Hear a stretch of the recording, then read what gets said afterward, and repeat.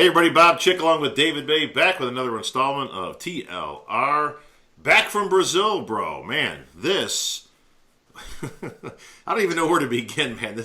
I saw some pictures that Sean posted of some ridiculous lines, people breathing fire. Yeah. They took the expo to kind of the next level, didn't Bro, this thing was insane. I mean, I got to give props to my man Marcelo, Berto, and the rest of the crew in Brazil. I've known these guys for years now, and Marcelo was very innovative. This booth was, we were two clowns and an elephant short of a circus. I mean, literally. We had the Olympia legends in one area. We had Flex Wheeler down there, Sugar Sean. We had Samir Banut. Branch Warren came down to visit. Your buddy Lee Priest was on the other side of the booth. We actually never really had anything to do with him.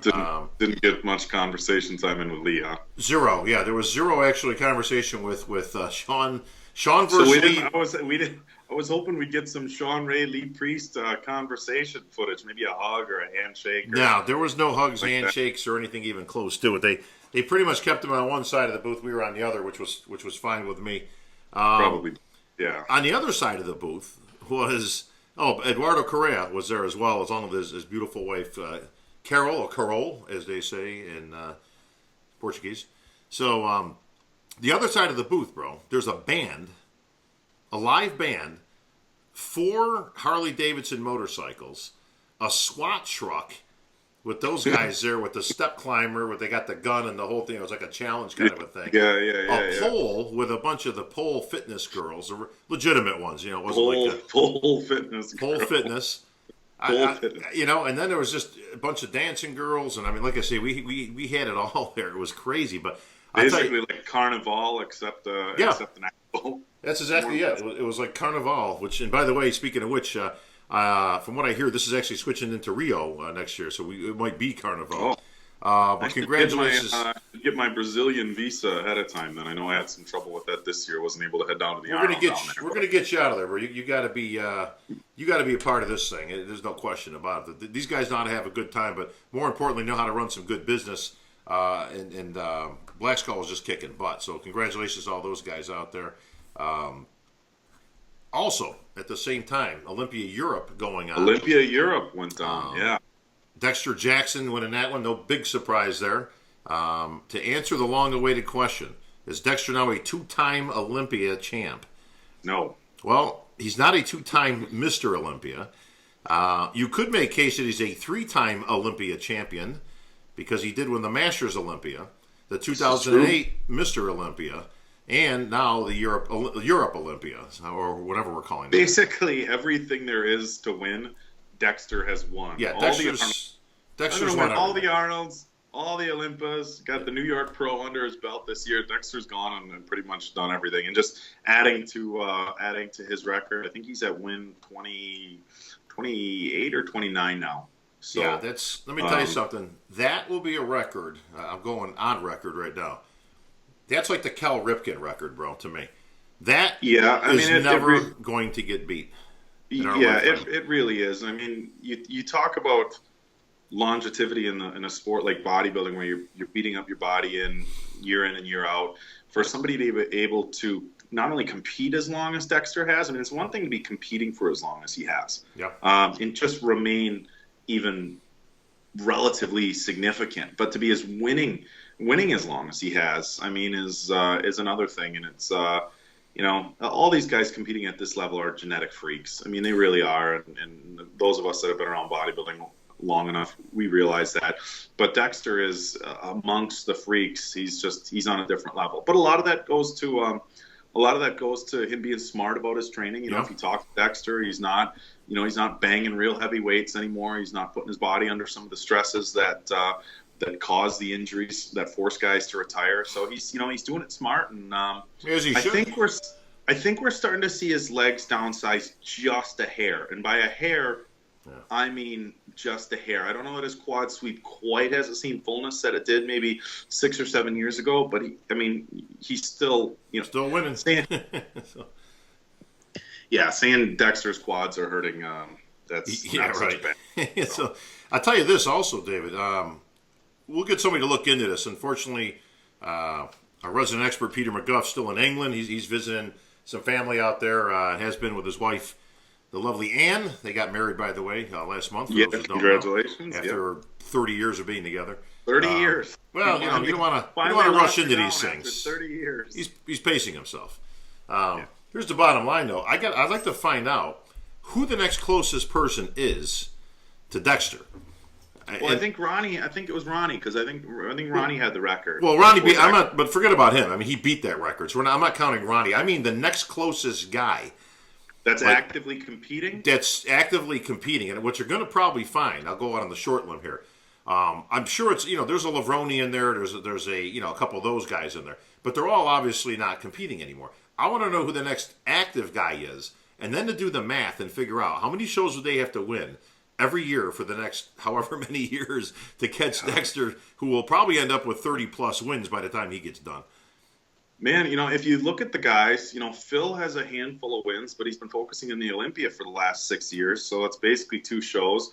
Roden hasn't been competing a lot. Kai might be the... Bonac only has a couple wins, but I mean, I don't think Kai has that many wins under his belt. He's got that 2007 Colorado Pro. He's got New York in 2009 in Australia and a couple of these shows and a handful of Arnolds. But he's a far cry away from 28 wins. But figure this: even if he was halfway, let's just say he had 14 wins. And I'm just pulling this out clearly.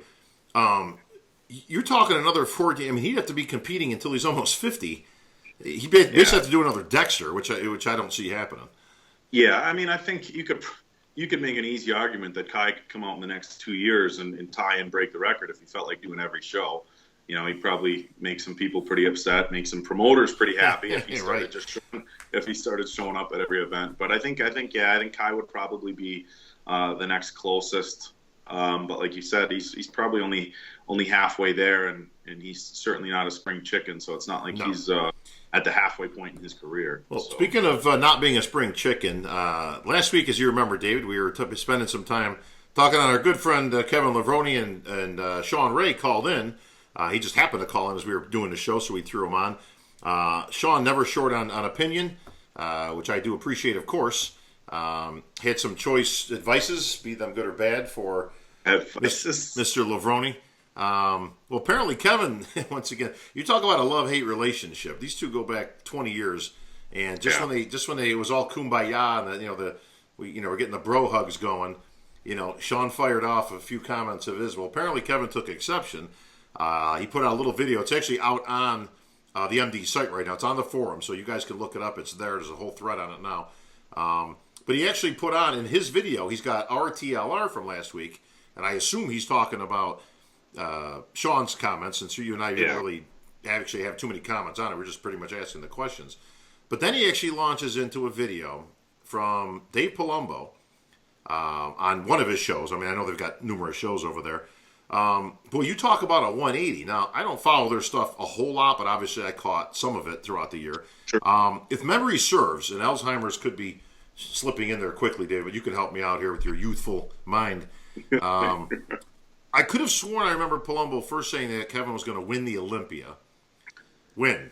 Not place, not do well, not be respectable, but actually win the Olympia. Listen, you're entitled to your opinion. Him and Romano actually, I think, came out of a retirement, whatever you want to call that, and he actually made the same prediction. Well, obviously that didn't come true. Kevin fell a little bit short. But now Dave has reversed course 180, and now he's just trash-talking him.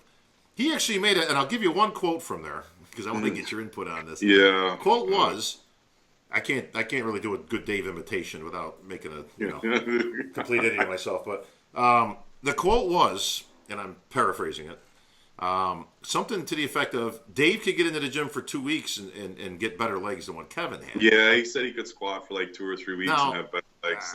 Come on, man. I mean, what's all this now? I mean, Kevin. Well, first off, to that. We all know, that's a very hypothetical statement. Dave has had he's had some knee surgeries over the last few years, and certainly not anything that I'm joking about. But I don't think Dave's going to be seeing a squat rack anytime soon. But yeah, I mean, it was interesting to see him take some digs at Kevin, especially considering how hyped up he was about Kevin having a shot at winning the Olympia.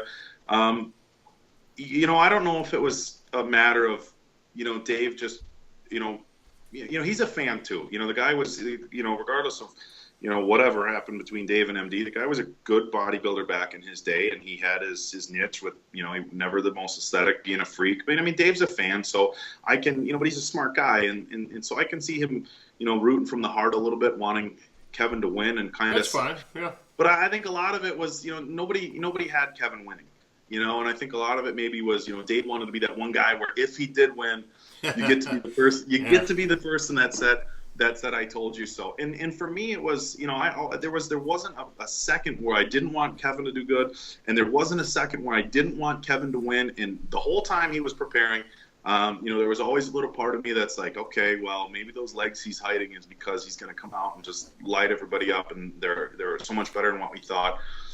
But Dave definitely, I think, lost a little bit of credibility in the bodybuilding world. And that's, again, his reputation, precedes himself, so he can afford to lose a little bit of, but, in any regard, to see him go back and start throwing a couple of digs at Kevin is, it's kind of harsh, and Sean does the same thing. So, let me ask you though, David, is there a difference? Obviously we'll call ourselves journalists. I don't know if I actually use that title, but I guess that's kind of what we are. Me, you, Dave, like I say, those of us that cover the sport, certainly entitled to opinion.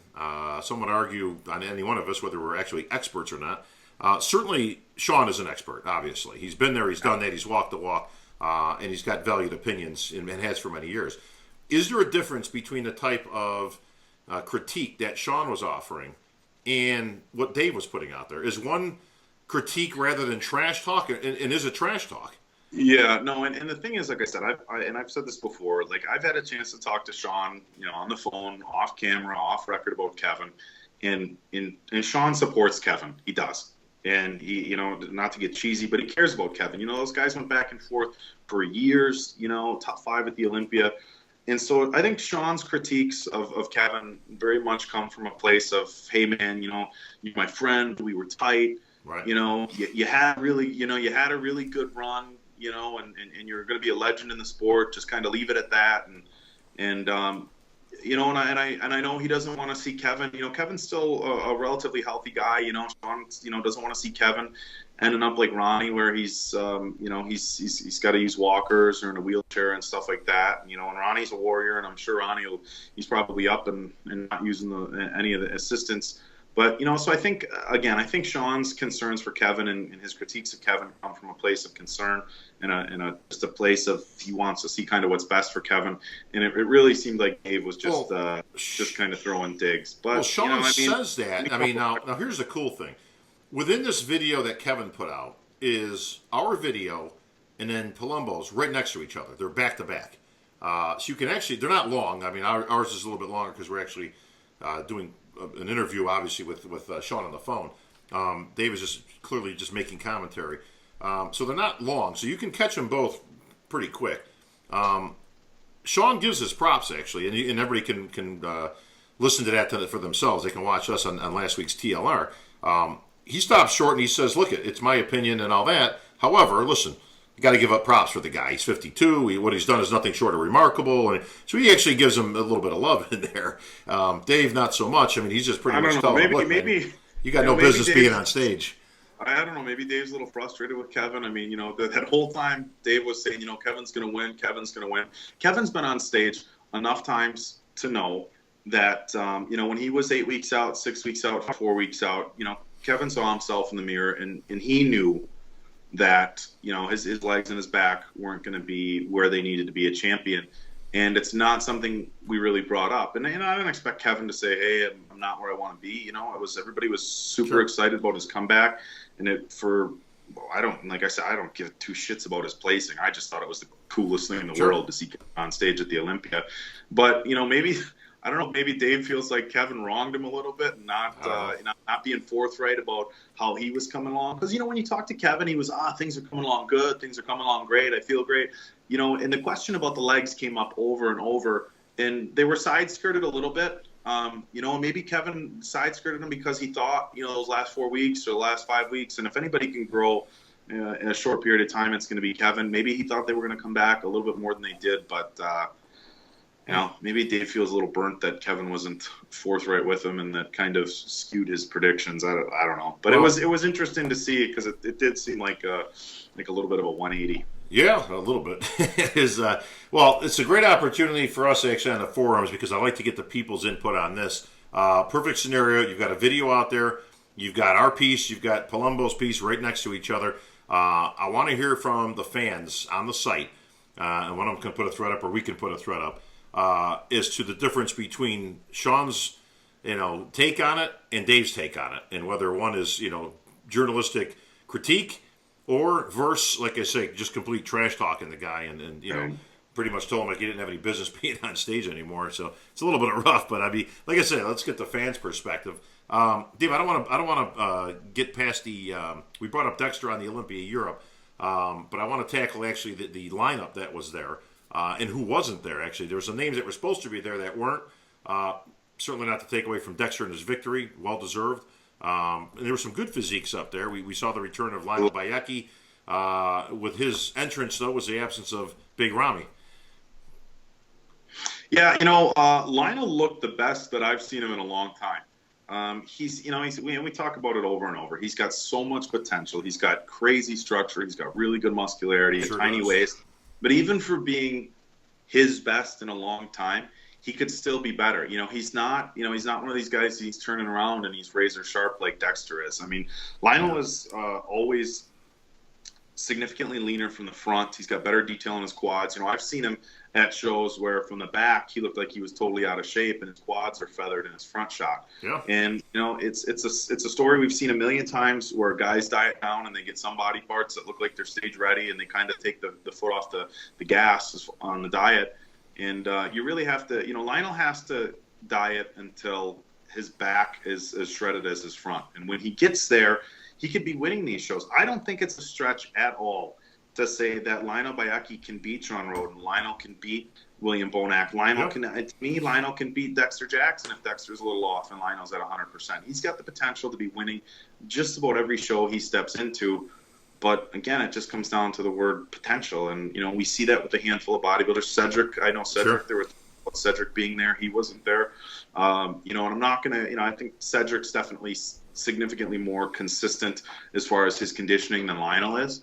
But still that, 3-4% away from just being as dominant as he could be with his size and his structure. Well, David, we've had this conversation a number of times over the years. Now, we talk about Lionel and his potential. He's got all the tools. He's got the genetics. All that. He just needs to get that razor conditioning in. And you're right. He looks fantastic from the front.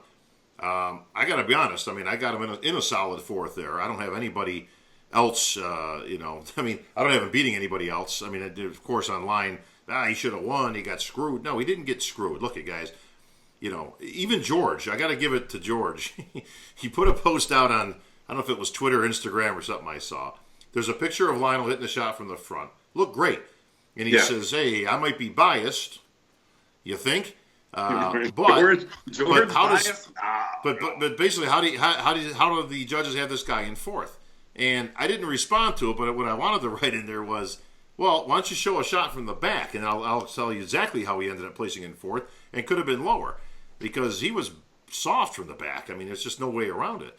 But how many years do we give the pass of he's got everything it takes, and he's got the Lionel's been around, 6-7 years now? Yeah, he's been around long enough, and he's just, I don't know. There's, we see this with a handful of guys. We talk about Brandon Curry every show. We talk about Lionel, and there's a couple of guys right now. We got and he, for as young as he is, we have Justin Compton competing this weekend at the Frigno Legacy. His name comes up. He hasn't really nailed it since the 2014 Europa. Right. And, it's been 2015 and 2016, and we've seen him really good.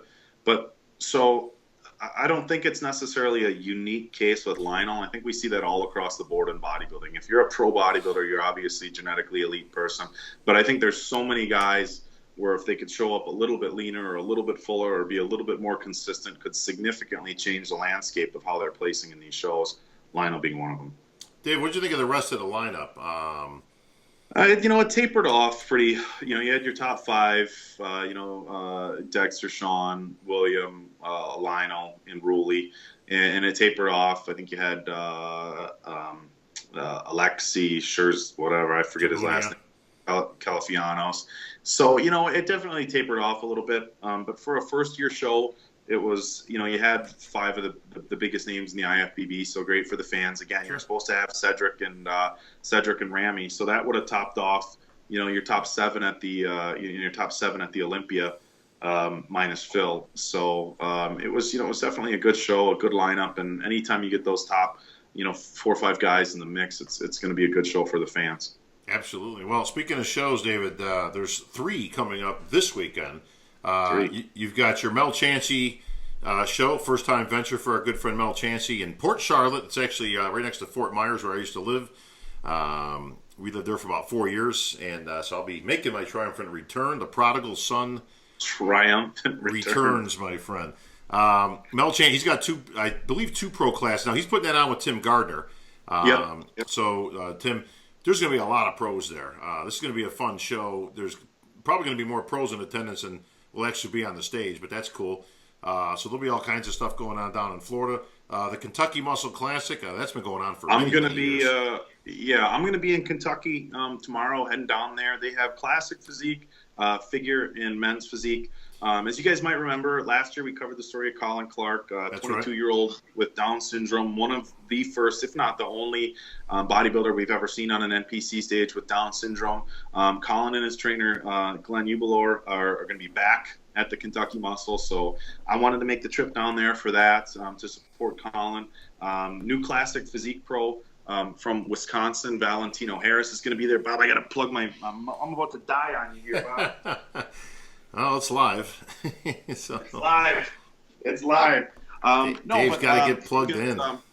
We've got a new classic physique pro, Valentino Harris from Wisconsin, is going to be there making his pro debut, which is going to be really exciting. He, he's one of these guys where I've had the chance to see him kind of come through the ranks at the Wisconsin shows, from placing 4th and 5th in bodybuilding at some of these shows, and all of a sudden he's winning overalls, and then he goes and wins junior nationals, top 5 at North Americans. So I'm excited to see him there. But Brent Jones does a great job with that show. It's a pro-am, so there's a big NPC show with it. The venue that it's at this huge expo hall, so they have a really good expo with it and stuff too. So it's a really cool setup. So I'm excited for that. And then we have Sean. Sean's going to be at the Frigno Legacy this weekend. That's right. So he's going to be covering that, and that's going to be an interesting show. You have some heavy hitters there. Justin Compton is going to be there. Oh. Nathan DeAsha is going to be there. Michael Lockett is going to be there. Good lineup. Some other good names. Brad Rowe is going to be there. Your heavyweight winner from Nationals not too long ago. Charles Griffin is going to be there. Griffin or Griffith. Dan Decker, I believe he's in there. Dan Decker is going to be there. I mean, so you got a handful of your real heavy hitters, and then a lot of really top quality pros that are going to be there. So we're going to be live streaming that show. You guys are going to be able to go. It's $2.99.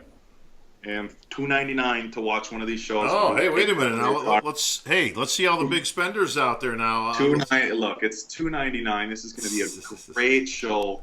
If you don't have $3 to spend on watching the show, then I don't even know what to say. These guys, the guys want. It's a Starbucks, bro. Come on, I mean. Yeah. But it's going to be a good show. I know Justin and Nathan were really close to each other at the Olympia. I have a feeling we'll probably see a top 3 call out for your last call out of Justin, Nathan, and Michael, but you never really know. I saw Michael Lockett guest posing in Wisconsin this last weekend, and that guy, he's a beast. Every time I see him, he gets a little bit freakier. And of course, when he hits his back double bicep and his back lat shot, he needs some width. I'm not even going to say thickness, because the guy's got just slabs of beef hanging off his back. He just needs some thickness. But when you see, when you stand next to Michael and you see him up close and in person, it's just, we've had discussions about what's different about him, and nobody can really put their finger on it, but he is just an anomaly, and it's really cool to see him up close and in person. So. If memory serves once again, didn't Josh Lenartowicz win this last year? Yeah. Josh came in. I think he won San Marino last year, and then Yeah, came in and then Ferrigno. and then Ferrigno. So Josh started off his professional career with two big wins. Well, One of them being the Ferrigno show. and goes to show, I mean, this could be a great starting point for one of these guys. Again, not that a couple of those favorites here haven't already won shows. But you know what? I tell you what, nice to get that early qualification in. You can write your own ticket for the rest of the year. This would especially help a guy like a Nathan Diasha. Nathan's a tremendous bodybuilder, lots of good parts. He needs some training time in the gym, though. His arms are a little bit overpowering. I think both Nathan and Justin's plan is to qualify. From what I've heard, is to qualify at this show and shut it down until the Olympia next year. Not a bad strategy for either one of them, really. Nathan, I can definitely see taking some time to bring his legs up a little bit. When I look at Justin's physique, the only thing I can pick apart on Justin's physique, aside from him needing to show up razor sharp, is in his side shots, his hamstrings don't quite belly and hang the way some of the other guys do. But he's still huge. But when I look at Justin's physique, I don't see a physique that needs, improvements here or there or time off. It might just be that Justin, he was dieting for a long time. He was dieting for the Arnold Australia, came back and started for the Olympia. So maybe he wants some time off. But I don't think Justin needs that gym time like Nathan does. But, it's going to be an interesting rematch from the Olympia because I think Justin was 10th and Nathan was 11th or 12th. So they were pretty close. Yeah, and they're, again, both great future talent. Like I said, I think Nathan could probably benefit from a full off season, if you will, or if you want to call it the Olympia prep. He's got some outstanding parts, but he needs a thicker torso is really what he needs. His arms are so big that they're actually dwarfing his torso. He's a little bit long in the middle. Got a little bit of a long waist, small waist, but he could use a little bit more thickness. He's got a really good. His chest is good. He's got some deep striations, but just overall a little bit more thickness. Which is, it's funny when we talk about some of these guys how big they are, that they need to be a little bit bigger. But it's the IFBB and it's the best in the world. So, in its own comparison, and this was actually one of the threads that was on this week. That was a great thread on MD and continues to move on, and it basically deals with. It's basically about people qualifying for the nationals, but you can apply this actually into the pros or the nationals or the USA or any type of show. When people qualify, does that automatically give you license to go into the show? Meaning, okay, I've qualified, but are you qualified? There is a difference. Yeah, if we're gonna, the thread on the forums, Big Mike Cox started that one, and that was. That's a really good discussion and a good thread, and it's something that we've talked about for a long time. And I've been on both sides of that. And the question was for you guys who haven't seen the thread, and you'll have to go check it out. Again, Mike started it. It was about somebody placing third at a local show and saying, okay, you qualified for nationals. Next step is nationals. Now, there's two sides of the argument to this. One is like, okay, hey, I'm qualified. Why not go there for the experience? Why not get my feet wet, see what it's all about? Sure. And that's fine. And that's absolutely fine if people want to do that. If somebody qualifies for nationals and their mindset is that they're going to go there for experience and go there to learn and see what it's all about, fine. But qualifying for nationals and being ready to be competitive at nationals, that's where there can be a big discrepancy. And I did that. I qualified for nationals my first time in 2003. I won the Mr. Wisconsin, or I qualified at the Mr. Wisconsin, and I did the USA's 2 years later. I'm like, oh, qualified for nationals, time to jump in. I didn't even do junior nationals. I had a couple of the guys, that were younger pros tell me, don't bother with junior nationals. It's not a pro qualifier. It's a waste of your time. So I jumped right into the USA's.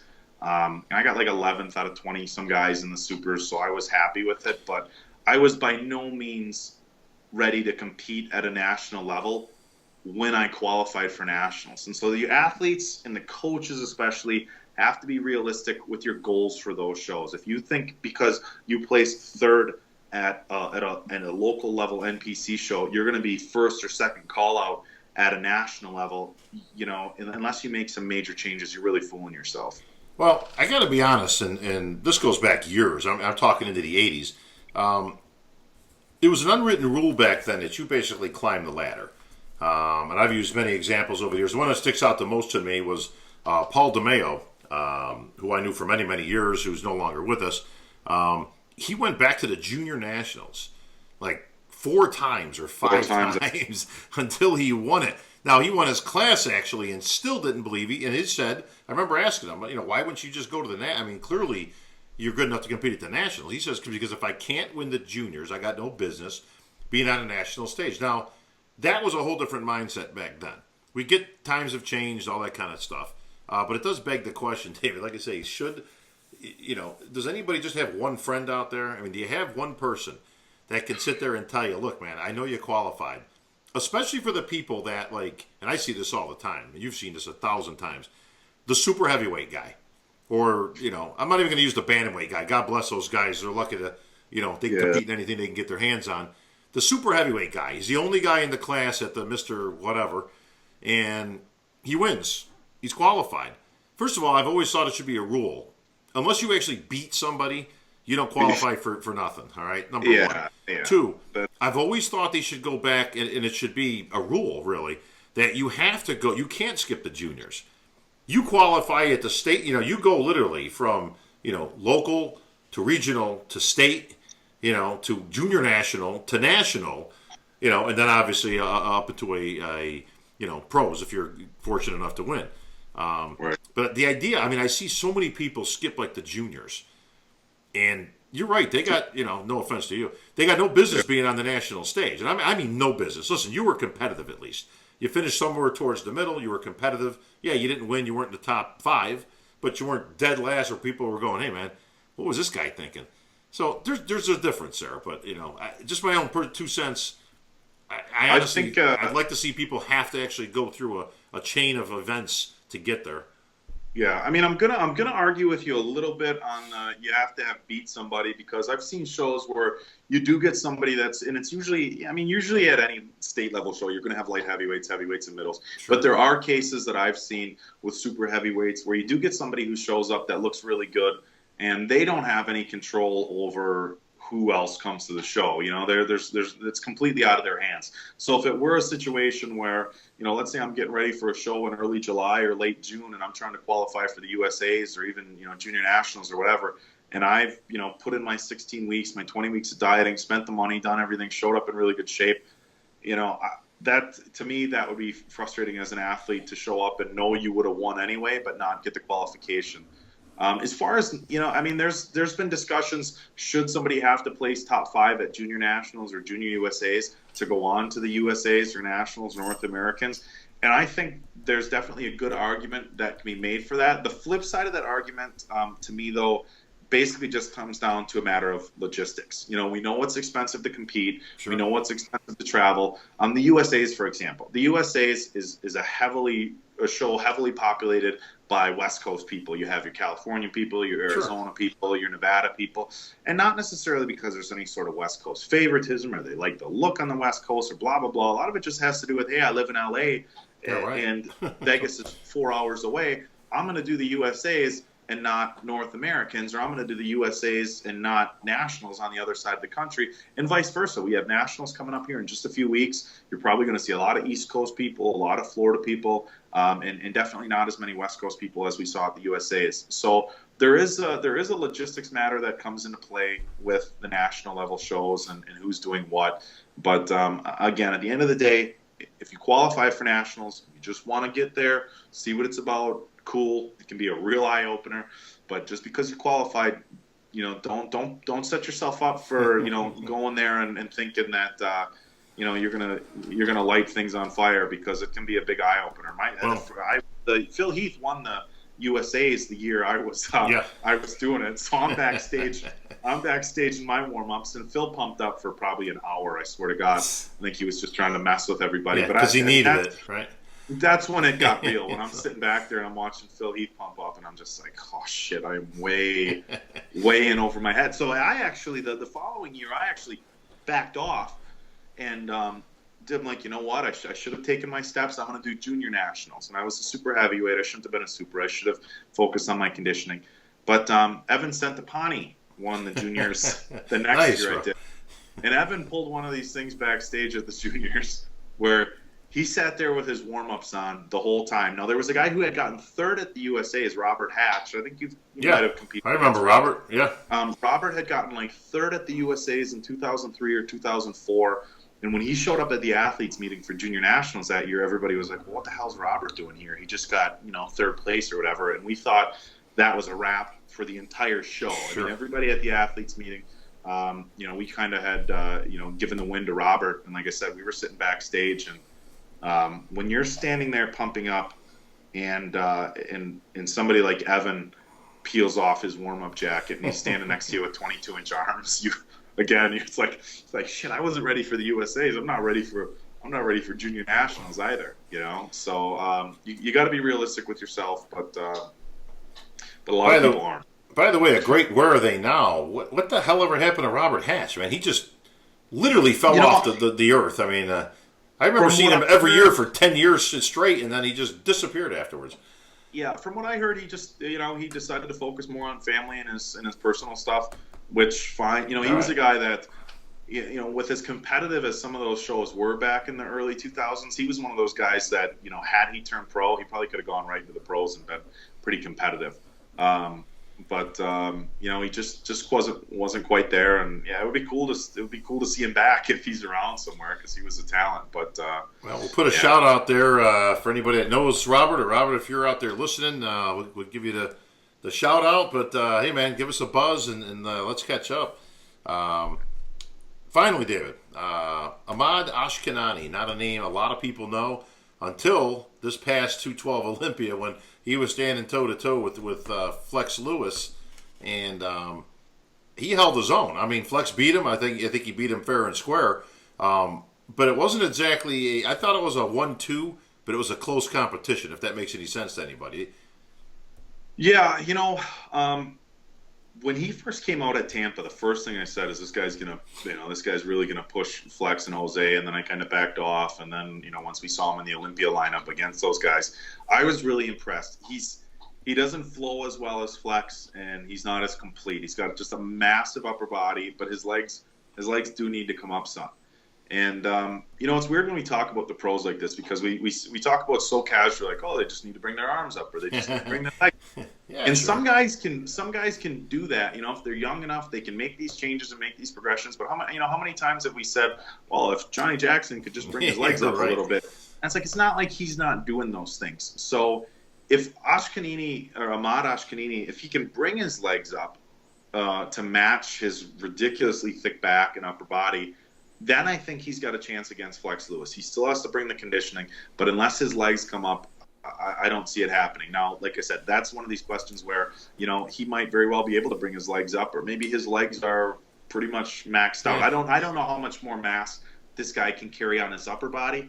So if I had to guess, his training and his supplement protocol is probably, pedal to the floor. And so I don't know how much more room he has to grow, and that he might have hit his max genetic potential. History is not on his side. I've been in this game as pretty much as long as anybody. I could think of few, if any, instances where somebody actually did that.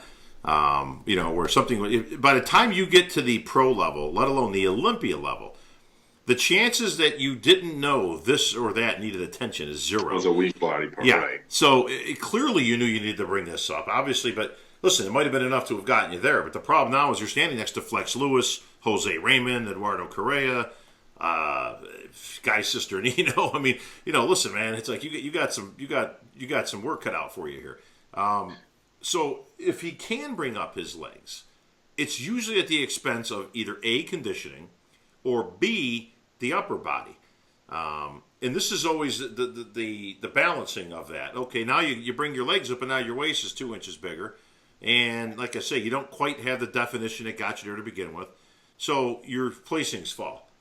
So what do? Well, you go back to what got you there to begin with. Okay, hey, listen, man, we're going to forget that stuff. We're going to go back to conditioning. You get the conditioning, your legs are back to small. I hate to, listen, just close the door on anybody, but that's going to be a tough road to hoe. And I don't see Flex giving up anytime soon. So. No, and one of the things when we talk about guys turning pro and growing, you bring up a very good point. It's not like these guys aren't training legs, like they're not training arms. And granted, getting with a new trainer, trying different, whether it be volume training or heavy duty or regardless, there's changes that can be made. But generally, what we tend to see is overall size gains. Like if we look at some of the young pros right now, Justin Compton was a very complete bodybuilder when he won nationals in 2012. Very complete. He had legs, arms, everything good enough to turn pro. Arguably should have won the overall. But, Justin has grown a ton, but it's been kind of evenly. We look at guys like Dallas McCarver. Dallas won the North Americans in 2012. I don't think Dallas had any weak body parts, and I don't think there's anything on Dallas where you're going to look at Dallas's comparisons and say, oh, my God, he brought this body part up. No, everything got supersized. It's just been everything. Guys like John De La Rosa. I mean, I remember seeing De La Rosa at, the junior national level, and was 2008, 2009, competing at a $198, and he was still a very complete bodybuilder. He's just much bigger and complete. So, yeah, when guys get to the pro level, if they're missing a body part, chances are they're probably not going to be able to make drastic changes because the reality is they've probably already been training it for years, and if it was going to grow, it would have grown by now. Well, and the level next to you is outstanding. I mean, again, these are the best of the best of the best. So by the time you get to that Olympia level, it's not like there's a lot of room for error there. You're going to get away with that at there's not at all. You're going to get away with that at a qualifier. Okay, you don't have all the guys there. You may get some guys. Equally, everybody's missing something. It just may be enough, or conditioning, which will certainly win out at that level to get you there. The problem is once you get there, like I say, now you're in some good company. There's not a lot of room for error. These guys, we always go back and forth on the boards, the judging and the standards and the criteria and all this. And it's like, look, it's still a means of whoever shows up on stage. And then, of course, there's another thread on there actually right now where I specifically talk about in comparison. It helps to have somebody that's in comparison with you out there. I use the example of when Branch was out there kicking butt, he had Jay out there, which was a nice compliment to Branch. Similar physique in nature. Obviously, Jay, a four-time Olympian, we're going to give him his just due. Branch came close with a second place finish, but you're going to put Jay a notch up. But he still compared favorably with him, and it brought him in there to better comparison. When Jay left, it was the worst thing to happen to Branch. Because now he had nobody in comparison. Who are you comparing to? Dexter and Phil and Sean Roden? He's the odd man out, Yeah, no, it's, when we look at the lineups, the 212, I think Ashkanini fares okay because you have some guys that, you don't have a Sean Roden or a Dexter really in the 212 outside of Flex Lewis. If we look at the top guys in the 212 division, Jose Raymond, just slabs and slabs of beef on his frame, but not the prettiest lines. And, he's self-proclaimed the bearded lady of the 212 division. Eduardo Correa, another guy who, his quads don't have as good of a sweep as maybe they could, but his upper body is so freaky. His conditioning is just off the charts. You have David Henry, who's a little imbalanced, but still, to me, one of the best upper bodies ever in bodybuilding. And I'll make an argument on that all day. Sure. But in the 212 division, then if you go down a little bit, you have Charles Dixon, who's as wide as he is tall, so he doesn't quite flow. I think Hidetada flows a little bit better than some of those other guys. But yeah, I mean, Ashkanini's not, he's in a good spot because, like you said, he's getting compared against similar non-pretty physiques, I guess you could say. And you bring up a good point with Branch. If he's standing next to a Cutler or a Marcus Rule or somebody like that, he's going to look better than if he's standing next to Dexter and Sean Roden. I mean, that's bodybuilding. That's why we talk about, how great guys look. We've all been at shows, David, where the middleweight guy comes out or whatever, and you go, man, this guy looks awesome, man. Like, man, he's going to have a shot at the overall, man. I'm telling you. Don't count. Wait till you see. Yeah, and then they bring out all the guys for the overall, and it's like, oh, okay, maybe not. it's a big difference there. God, what was it? The year Kevin Jordan won the overall was it at the Nationals? Was it 2014 or 2013 when I was there? And the middleweight, I believe it was Thomas Anderson won the middleweights, and I was so sure that Thomas was going to win the overall, and you and Sean were giving me a hard. It just pump the brakes here a minute. Yeah, because we know better.